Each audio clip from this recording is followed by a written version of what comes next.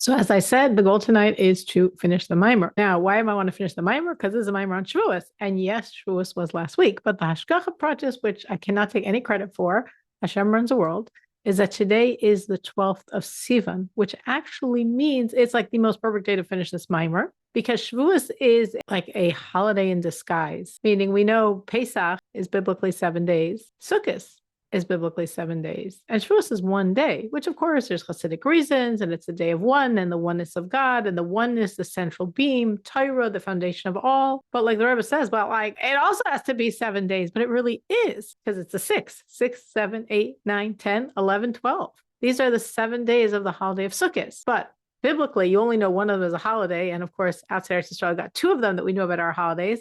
And the other 5 or 6 are covert. They're a holiday in disguise, which is why we do not say Tachanan throughout this entire period. Yes, tomorrow we start saying Tachanan.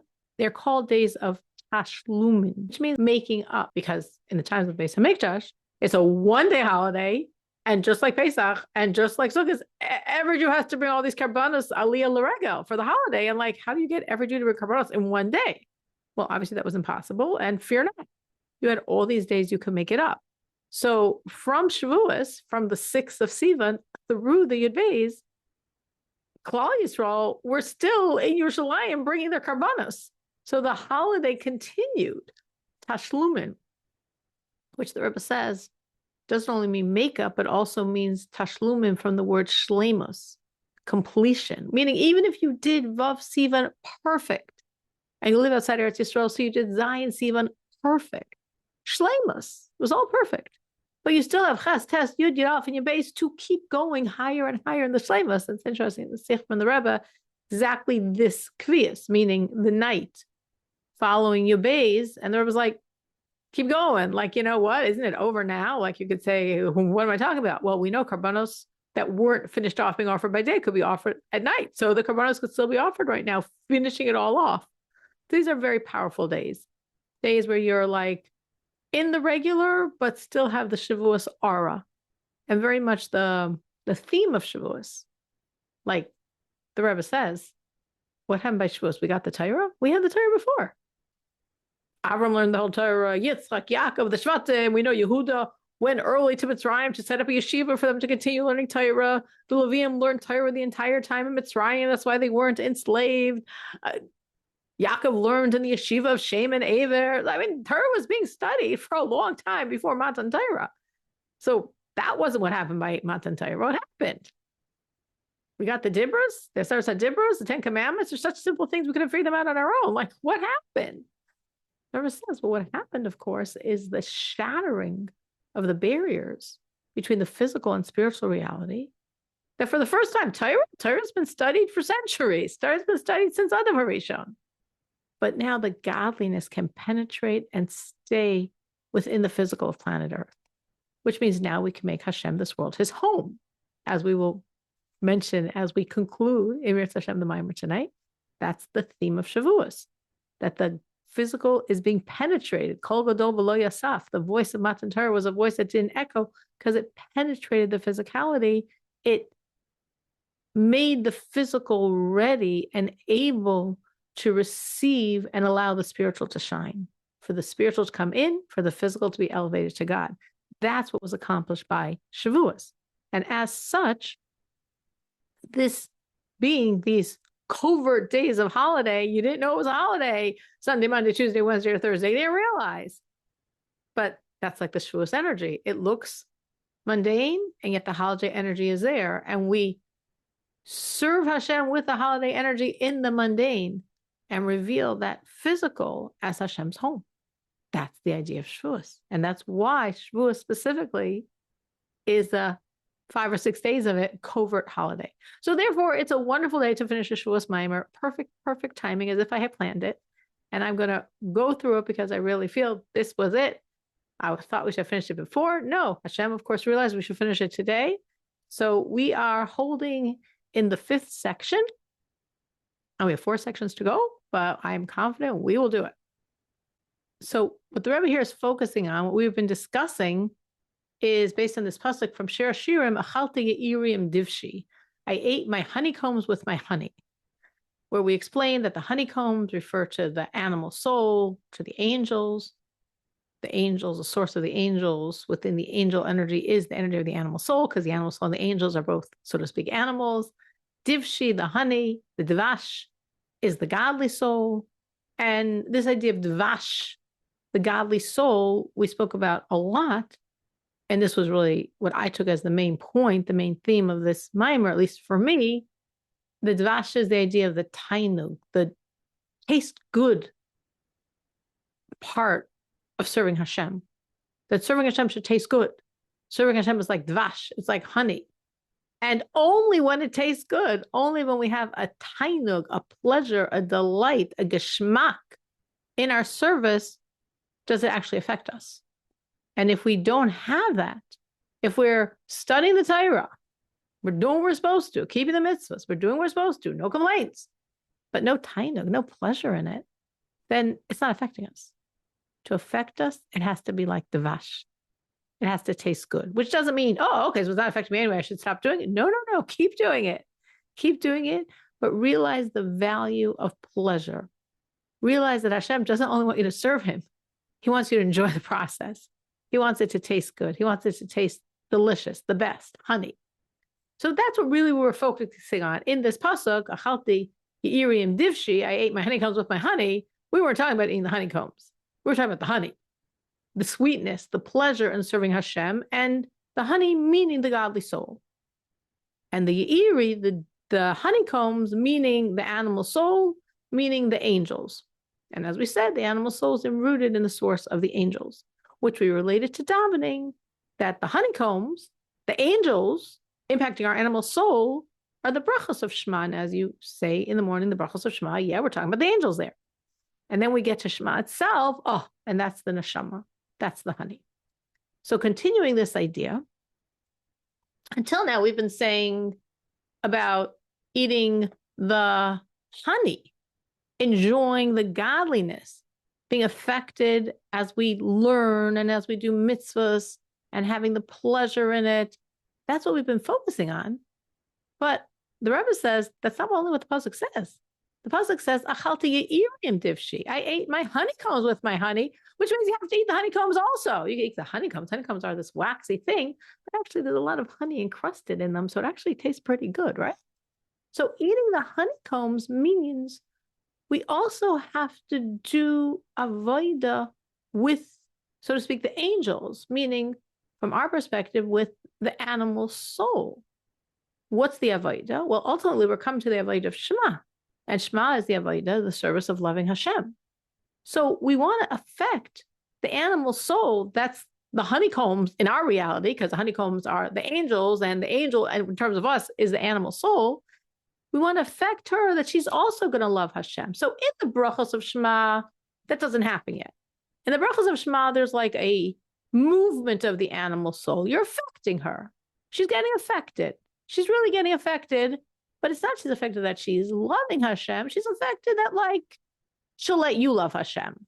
She's not opposing to loving Hashem, but she's not yet there loving Hashem. As I said, she's cool that the neshama should love Hashem. But when we get to Shema itself, Shema, we say, with all your hearts. And of course, as we know, heart in Hebrew is leiv, and your heart is b'chol libcha. So what's this double vase, b'chol livavcha, two vasen? And as our sages say, it's for the two hearts. One vase for the Yetzer Hara, one vase for the Yetzer Tov, as we would say for your neshama and your nefesh habahami. Which means, when we say the words, we mean we're supposed to love Hashem with our nefesh habahami also. Well, how do we do that? Well, that's achalti Uri'ena divshi, eating the honeycomb with the honey. Meaning the nature of honey is not only it's sweet, but it makes other things sweet. Like, it's so intently sweet that if you mix other things in it, they're going to get sweet also. If you eat the honeycomb's going to taste sweet because there's honey in it, let alone if you dip the honeycomb in the honey.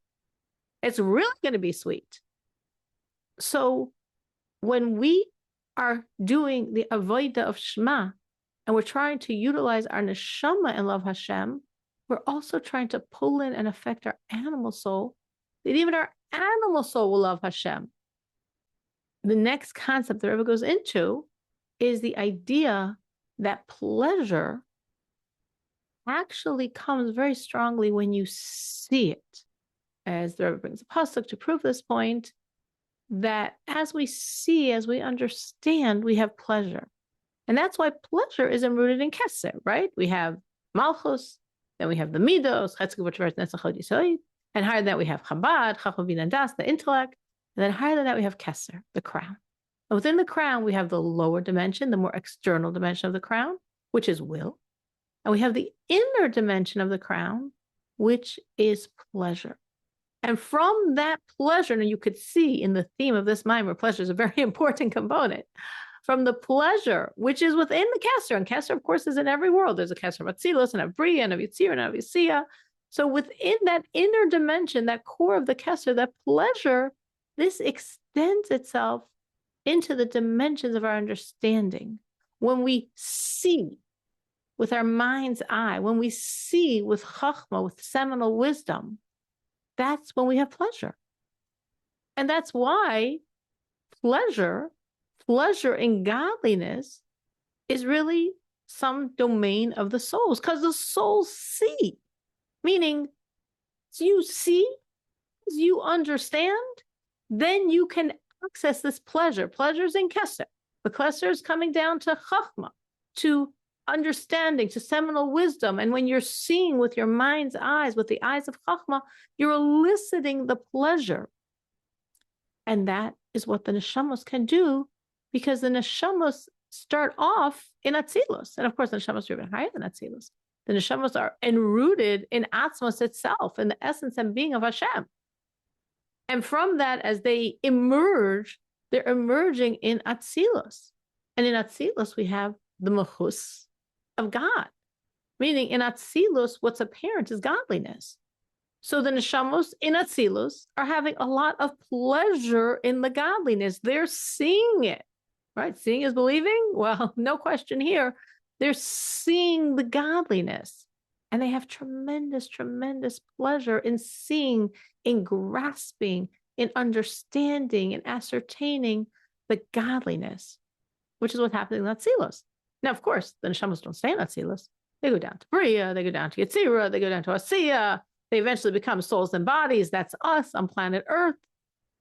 But even so, for all of us, our neshama still have a relationship to Atzilus. Like we say every morning, we say Elokai neshama, right? Elokai neshama shenasata bi tehirahi. Hashem, my Hashem, neshama shenasata bi, the soul that you gave me, tehirahi. She's absolutely pure. That meaning absolutely pure is a dimension of Atzilus. And then Atabarasa, she went down to Bria, Tayatzarta, she went down to Yitzira, as the tefillah continues. But every morning, every one of us say this. So when I talk about Neshama to be Tairahi, I'm on planet Earth. My neshama's long travels from Atzilus. We know it starts off in Atzilus, the highest level of the highest world. Chachma, seminal wisdom of the highest world of Atzilus, the world of being.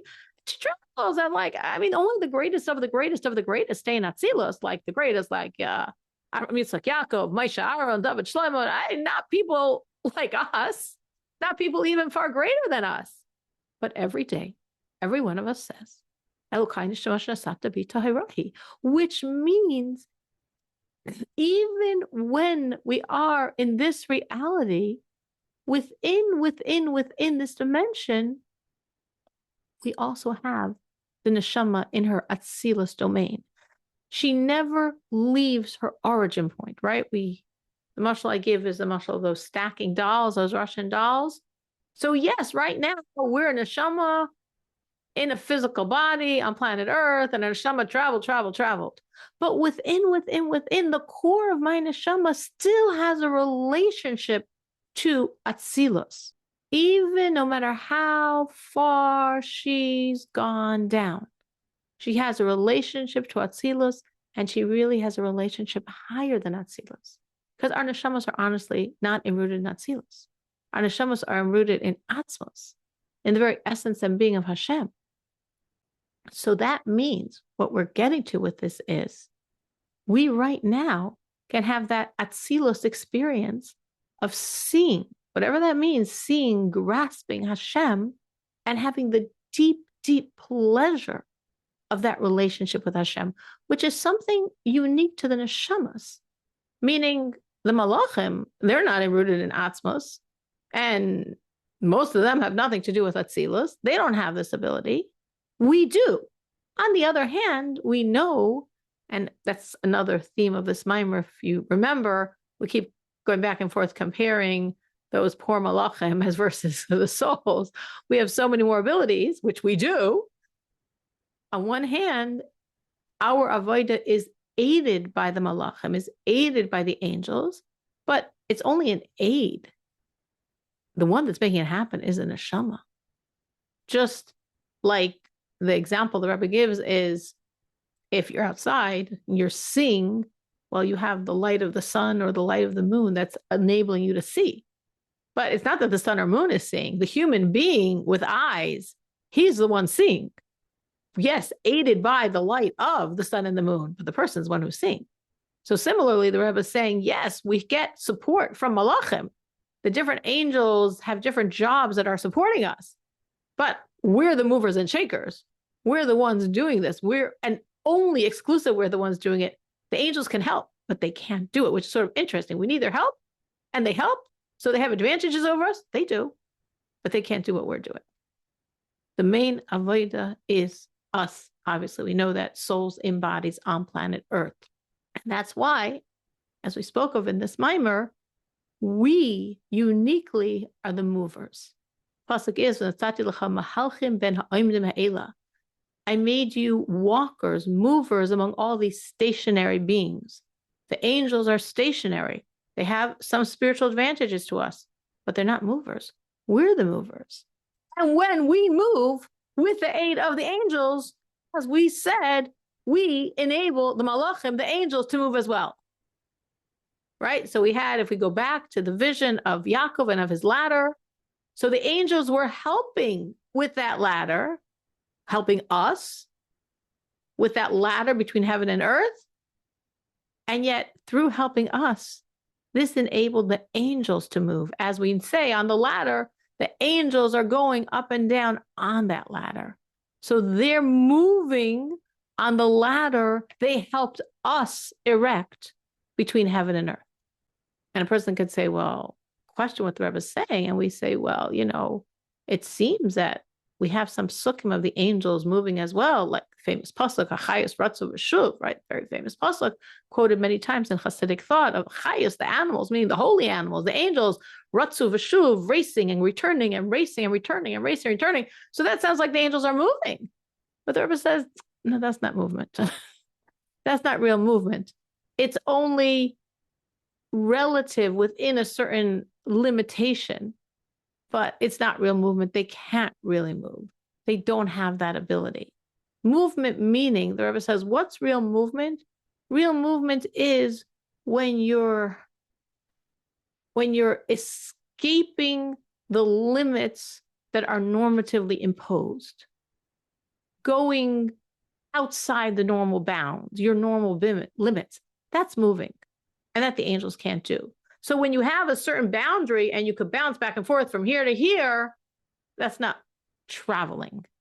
Like I'm thinking, I tell my son, he doesn't always listen, of course, but I tell him, okay, you could go in front of my house, you could go on the block, but from this place to this place, you could bounce back and forth from this end of the block to the other, but that's it. As I said, he's not always so obedient, but so is he really moving? No, because he can go from here to here, and then from here to here, and then from here to here, and that's it. So that's what the Rebbe is saying, and the Rebbe brings many psukim that I'm not bringing in to develop this point, but the angels move, but they're moving within a very certain small box. So that's not movement. Movement is when you're actually getting past your boxes. And that the angels can do, aided by us, when we do our avodah, aided by them. So at this point, we're actually going to go back to answer the 3 questions that we asked in the beginning of this mimer. This is not a test. If I gave tests, I'd never have any students, right? But there were 3 questions that we raised and never really answered. So I'll review the questions and then we will learn the answers. First question is actually in the very first os of the mimer. was when Reb Shimon Bar Yochai asked this Tana, tell me, Rabbi Elazar ben Yossi, what does your father explain? How does he explain this pasuk? Tzena Uri'ena Bnos Tzion, Melech Shlomo Batar Shitra Lo Imo. Go out and see daughters of Zion and the king Shlomo in the crown that his mother crowned him. And then when Rabbi Elazar said the teaching of his father, that Hashem loves the Jewish people so much, he calls my daughter. And then he loves them even more, he calls them my sister. And then he loves them even more, he calls them my mother. And this is Melech Shlomo, Hashem, Batar She'itra Lo Imo, the crown that his mother, meaning the Jewish people in our highest dimension, crowned him. I just said it very briefly. I know we discussed this at length. So when Rashbi, when Mishum Bar Yochai heard this teaching, he was so excited. He kissed Rebbe Elazar. And we said a kiss is like when you're just so moved, you can't even put it in the words. He was like, so whoa, from this teaching.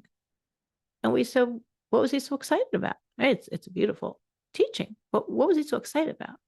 So that question we're about to answer.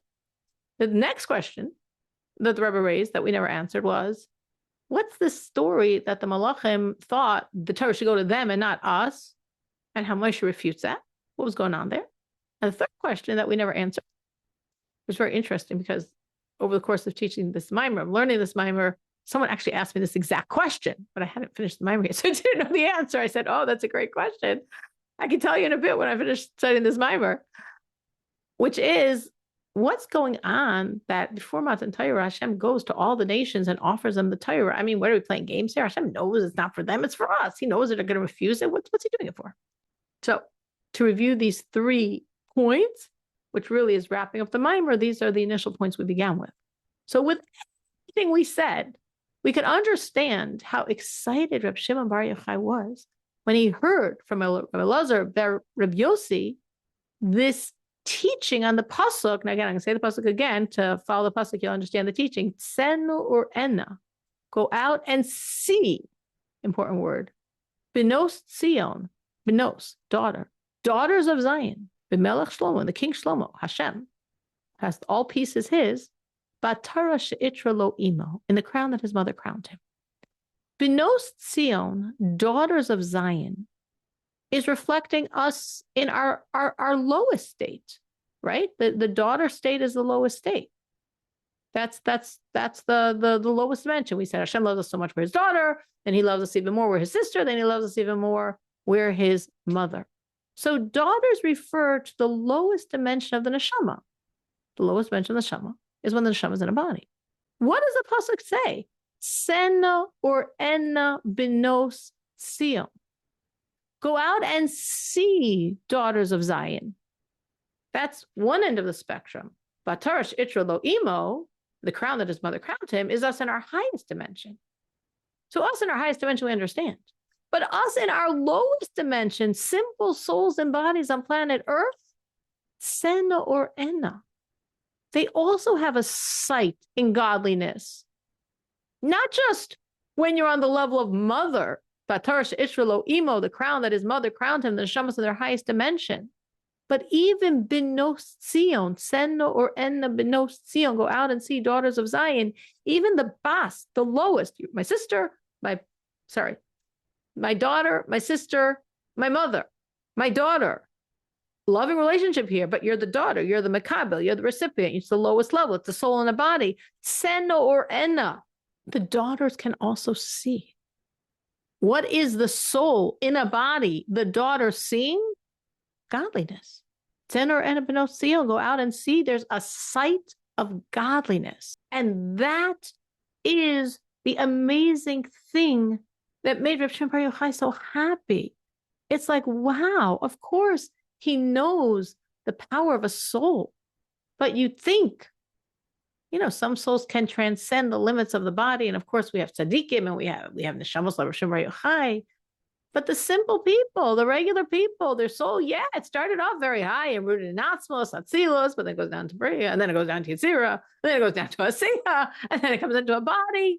No, even at this point, soul and body, Tzena Uri'ena Bnos Tzion, we still can have a sight of godliness. And again, remember what we just said, a sight of godliness means a grasp, an understanding, pulling on the pleasure faculty. Right? As we just said, Keser, within Keser is Tainug, pleasure, and that expresses itself in Chachma, in this sight of Hashem and this grasping of Hashem. So as we grasp Hashem, we're pulling on that inner dimension of Keser. We're feeling the pleasure. And again, as we've said, that's an incredible theme of this mimer. Have a pleasure in godliness. Learn Torah with a geschmack. Do mitzvahs and it should feel good. Oh, I don't need to do that. I just need to learn Torah to mitzvahs. Torah says, no, you do. Because if you don't have the pleasure, it's not really affecting you. It's disassociated from you. It's just checks and checks and checks on your chart. But when you enjoy it, when you have a pleasure in the learning, when it feels great, then it's impacting you. Then you're pulling on the pnimius of Keser. The taste, the pleasure isn't a side point. It's the critical component that's really showing how deeply you're pulling on these highest dimensions. So this is what made Rav Shimon Bar Yochai so excited. If you remember, he said, wow, my whole coming here was worth it just to hear this. Just to hear that even the neshamos begufim that are seemingly so small and so limited, they're the daughter, even they, Tzena or Uri'ena, they have a sight of Hashem. They can have this pleasure and godliness, which connects, of course, to the issue with the angels, right? So Moshe goes up on Har Sinai, coming to get the Torah, and the angels say, who are you? Or, to put it in their words, they said to Hashem, you're taking the Torah, this incredible gift, your wisdom and your will, and you're going down to humans on planet Earth. Keep it us. Let's enjoy it. It's spiritual. We're spiritual. This is where it should be. And Hashem said to Moshe, no, answer them. And Moshe did. And he so brought them over that they were like, you're right. And even those angels that were the biggest opponents gave gifts, as only angels can give, because they realized that the Torah belongs to us. So what was going on? Of course, we probably know the famous Sikh of the Rebbe on this Midrash explaining this whole idea of what was the angel's issue and what was Moshe's response. But in this mimer, what the Rebbe is saying is the core point here is that when the angels were looking at the Torah, they saw the Torah as it related to them within what we call Seder Shtalshalos. Most angels are in the world of Yetzirah. Some angels are in the world of Bria. Very, very, very, very, very, very, very few in Atzilos. So the angels are seeing Torah in their dimensions, in the spiritual realities. And that's where Torah is. So what's Torah going to do on planet Earth? Leave it here with us. We're spiritual and spiritual. Moshe said, you're not getting Torah. You're looking at Torah as something floating in planet Bria, some intellect of planet Yetzirah. Torah is way beyond that. Torah is beyond the whole Seder Hishtalshalos. Torah is enrooted in Hashem's will and wisdom, in Atzmos itself, in the essence and being of Hashem. And that's why Torah belongs on planet Earth. Because you know who else is enrooted in the essence and being of Hashem? Every single neshama. So you're looking at the Jews and you're saying, oh, they're so small, they're human, they're frail, they do wrong things. True, true, true, true, true. But Moshe said, but look at who we really are. We're neshamas. And understand what a neshama is. It's not just, oh, neshamas, yeah, Chachma Vatzilas, highest level of highest world, a bit higher than us. No, that's not what a neshama is. Every neshama is evolving from Atzmos Mahus, from the essence and being of Hashem himself. The core of the neshama comes from the core of Hashem's Atzmos Mahus. So you angels are misunderstanding Torah, misunderstanding people, Jewish people, neshamas. You're looking at Torah and you're box, which is very normal. We also do that, right? We look at things and understand it within our box. So you're looking at Torah and understanding it within the box. And you're in the world of Yetzirah, maybe you're in the world of Bria. That's Torah. And you're also misunderstanding the Jewish people. Because you're looking at saying, oh, these physical people, so limited, so frail, so You're misunderstanding the Shabbos. Because the Torah is not a Bria Yetzirah situation. The Torah is rooted in Atzmos. And the Shabbos are not, in physical world. The Shabbos are rooted in Atzmos. So Torah and rooted in Atzmos belongs to the Neshamos and rooted in Atzmos. Both Torah and the Neshamos blow you angels away. And they got it. And they accepted it. And it says they actually gave gifts to give their, whatever their godly energy is, to the Torah that's coming down to us. With all this, we can go to understand this famous midrash that we all have known probably forever and probably never thought of, like many things we know and don't think of, that before Matan Torah, it says Hashem went to every nation of the world and he asked them, do you want my Torah? And of course, we know the midrash, and everyone said no. Sometimes we heard the version that they said, what's in it? Oh, don't steal. No way. That goes against our culture. Don't commit adultery. No, we don't want that. Keep the Shabbos. What? We need to work every week. No. So, and finally, of course, the Jewish people said, we want it. Na'aseh v'nishma, those famous, famous words of our acceptance, of our bittul, of our Kabbalah. And of course, there's countless memorim on Na'aseh v'nishma and all that incredibly, incredibly significant statement of true acceptance of the Torah. But there's a very simple question. The verse says, what was Hashem doing? Hashem knew they would say no. Why would Hashem, like he's making a game? He's looking for rejection? What's going on?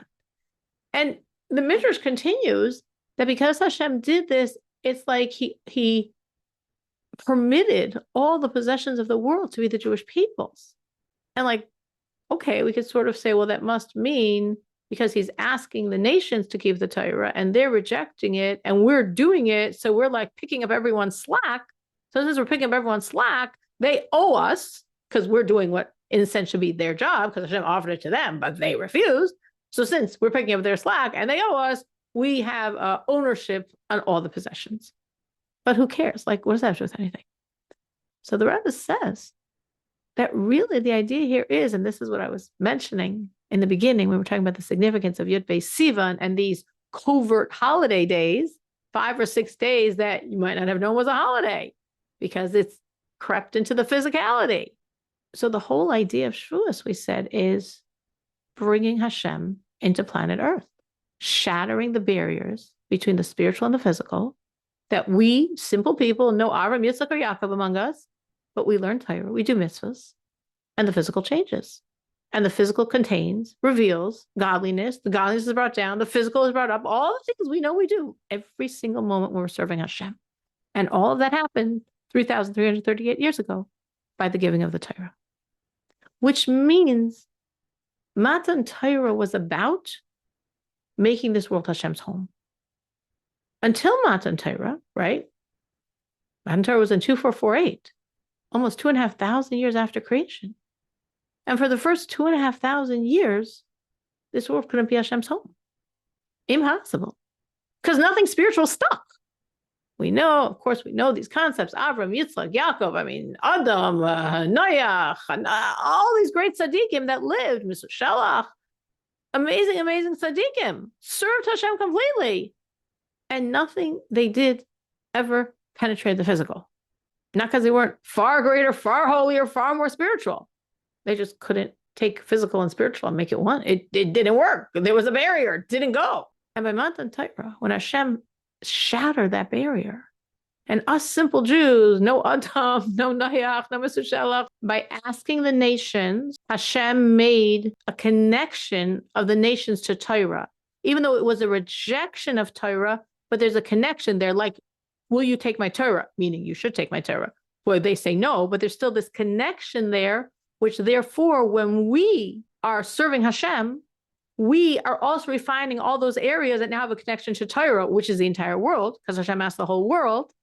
And therefore, we can make the whole world Hashem's home. Connect this to Tanya, that in the Tanya, it speaks of the whole world becoming Mashiach, because Jews are serving Hashem with the world. And of course, the question is, well, Jews aren't in the whole world. Now maybe they are, but they weren't then when the Alter Rebbe wrote this. So how are we affecting the entire world when we don't have Jews in the whole world serving Hashem? And the Alter Rebbe explains in Tanya that the entire world is divided among the neshamas, which means every one of us has a piece of divine real estate somewhere. We don't know what it is, but it's mine. It's yours. Every one of us has a property in this world. And as I serve Hashem and refine the sparks, the godliness where I am, my computer, my laptop, my phone, the lights in my room, the table, all of the accoutrements that I use in the physical world, I'm also shifting the godliness of that piece of real estate I own somewhere on planet Earth. So as the Jews live and learn, love, and study and breathe Torah, we are literally affecting the entire world. And this point of being able to have a relationship of Torah to the entire world was created by Hashem saying to the nations, will you accept my Torah? Even though they rejected it. Because in other words, saying, will you accept it means you should accept it, means there's a relationship. Like, I'm only asking you because there's a shaychus. If you ask someone to do a job, that means they have some capability. Otherwise, you wouldn't ask them. Like you wouldn't, go to someone and say, can you do this when you know it's totally not relevant to them? So if I'm asking, that means there's a relevance. But they said no. They said no, but the question was already asked. The bond between Torah and these nations was established. And then the Jew comes along and he picks up the slack for the whole world. And now with all those bonds of Torah to all the nations, he can transform the whole world and make it Hashem's home. I was very moved, and obviously this is not in the mimer, but I thought it was incredible how this Shabbos 250 was a Shabbos before Shavuos, because obviously Shabbos gives energy for the week, and Trump, representing Goyim, Goyishkeit, the Goyish world, is saying Jews keep Shabbos. That's America's celebration 250. You're strengthening America when you're serving God. And I'm like, this is insane. Because his ancestors were the ones that said, no way, Shabbos, nothing, we don't care. And he's saying, rest. He's telling us to rest. And that Shabbos energizes Shavuos. So it's almost like, okay, it took 3,338 years, but the world is on board.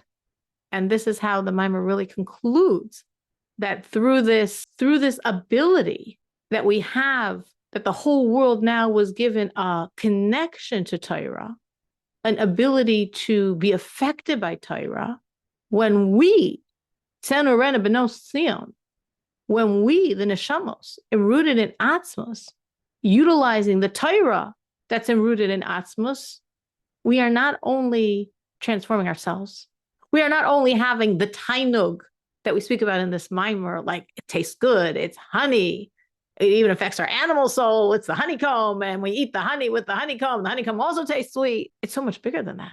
It's not just this personal thing, it's a global thing, because Hashem asked every nation to serve, to take, to appreciate the Torah. He made connections of the whole world to Torah. So when we're doing it for the whole world. That's why we have a relationship to the possessions of the whole world. We're doing it for the whole world. And the whole world then has the ability to be transformed to be Hashem's home. So what started by Matan Torah 3,338 years ago, that now the barriers are shattered. Now we can make this world Hashem's home. As we live Torah, as we learn Torah, as we breathe Torah, as we believe in Torah, we're truly transforming the world, making the whole world the honey with the honeycomb, the tainug, the pleasure, the deep, deep delight that not only we, but the whole world should have on some level in serving Hashem and having the reality of Mashiach. So it's perfect timing. It's Yud Beis Sivan. It's concluding the energy of Shavuos, and we concluded this Shavuos Mimer.